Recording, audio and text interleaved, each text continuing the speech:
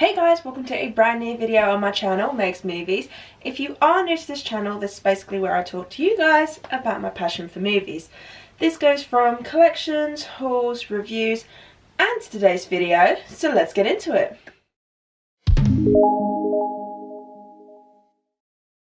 Okay, so if you cannot tell by this shirt I am wearing, you will be able to tell by the title. I am doing my pre-ranking mini review of the Scream franchise, and of course the first movie we will be talking about, Scream. Yes, my review for Scream 2022 is up, so go and check that out. I will put it at the end of this video so you guys can go and check it out. But yes, since the new one has come out, I figured why not rewatch and give you my thoughts on one of my absolute favourite franchises of all time, and of course starting with the very first movie. So just a quick plot summary. Basically this is set in the town of Woodsboro, and basically it's these killings start all by this killer called Ghostface, and it's all centered around Sidney Prescott, whose mum was killed a year prior to the events currently happening. And it's basically teenagers are being killed off, and it's a whodunit kind of film as well. You also have Courtney Cox, who stars as Gail Weathers, who's a reporter, and then you've got David Arquette, who's playing Deputy Dewey, one of the cops that helps out in the case. These three characters, along with Neve Campbell playing Sidney Prescott, will become our legacy characters. You will see them in the next 4 or 5 movies. And then of course you've got the side characters as well. You've got Skeet Ulrich, who plays Billy Loomis, Sydney's girlfriend. You have Matthew Lillard playing Stu, Billy and everybody's friends. And then also you've got Rose McGowan. She plays Tatum. I had to think then. Plays Tatum, Stu's girlfriend. And then of course you've also got Jamie Kennedy, who is the film buff. He is the movie buff of the film. Now the reason why I say this is because this film is very meta. So what I mean is, when it means meta, it means that it's talking about things that happen in real life set in films. So they talk about Halloween, Nightmare on Elm Street, Friday the 13th. They even make a joke of Wes Carpenter, who's the name of Wes Craven and John Carpenter. And basically, the best way to describe it is it's a horror movie that knows it's a horror movie. So they play on the cliches of, oh, don't do this, don't do that. They give you the rules of horror movies, and yeah, this was the movie that saved the horror genre at a time it was dying, because this was so unique and so different. I mean, just with the opening where they killed off a major movie star, Drew Barrymore, at the beginning. Like, whenever you see a major film star at the beginning, you think, oh, they're going to be the main character. Yay, that's our main character. They killed her off in the first 5 to 10 minutes. Something that is very unique and very rarely done. But this film set it up so that it became one of like the future genres of the next generation. So it became a future slasher genre. It became a future meta genre. It became sort of like a unique horror film, which is one of the reasons why I absolutely love this film. It's so unique, it's so well done. This was the film that made me fall in love with horror movies. I love all the characters. I love to try and figure out who the killer was, or the killers, should I say. And just trying to find out who did it was amazing. And then the best part is, when you go to rewatch it after you've watched it the first time, when you know who the killers are, you kind of go, oh, shit, that person's between the two. Or you go, oh, that person's trying to hint at saying, don't say that we did it, blah, blah, blah. So it's stuff like that, and I just find it hilarious and amazing. But this movie is dark for the time that it's set.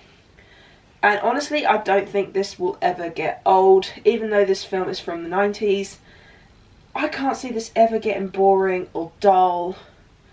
I can just see this living on forever.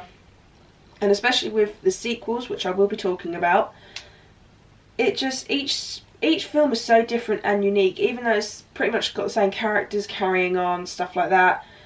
And even though you've got the ghost face mask and everything, to which that became a staple.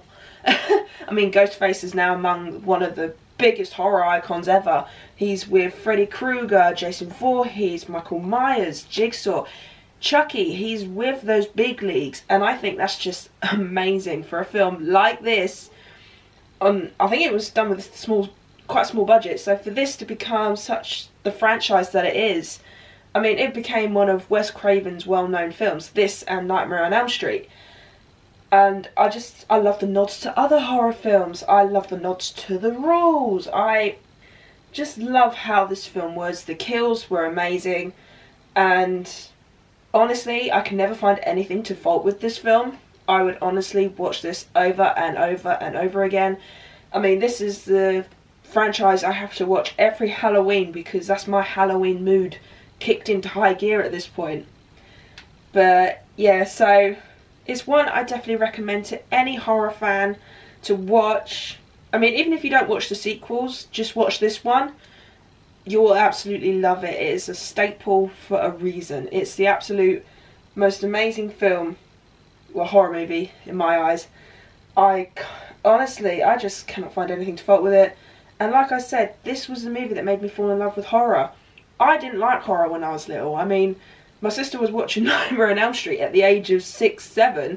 I was terrified to watch it. All I saw was Johnny Depp going through a bed, and that was it. That was me done. But when I watched this for the first time, my horror just sort of like peaked, and it was like, maybe I should give Nightmare on Elm Street a retry.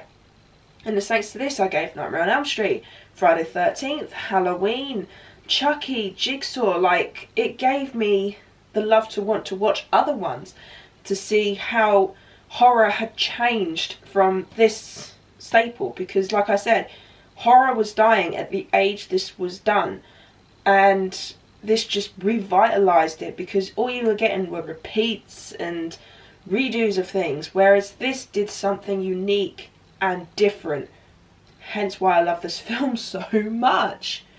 I honestly cannot wait to see number 6, because apparently number 6 is now in the works. But this is honestly one I recommend you watch. If you love slasher, if you like horror, if you like anything unique, this is one I definitely recommend.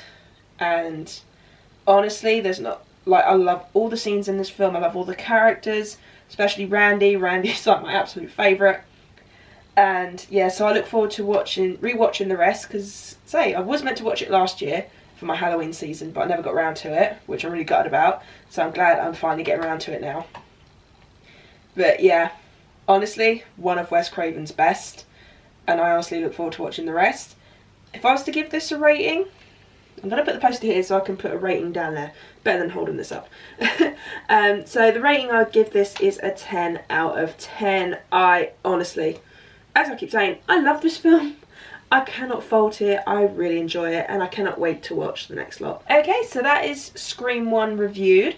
So the next one I'll be doing will be Scream 2. Hopefully that'll be going up tomorrow, if I'm getting the chance to do it, because I've got quite a few videos I need to get done this week. But yes, I look forward to giving the rest a watch. And if you enjoyed this video, do give it a thumbs up. If you are new to this channel, then hit that subscribe button and the notification bell down below to be notified when I post.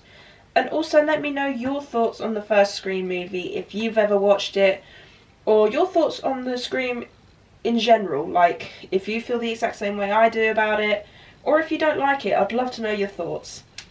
So let me know in the comments down below, and I'll see you guys in my Scream 2 review. Bye!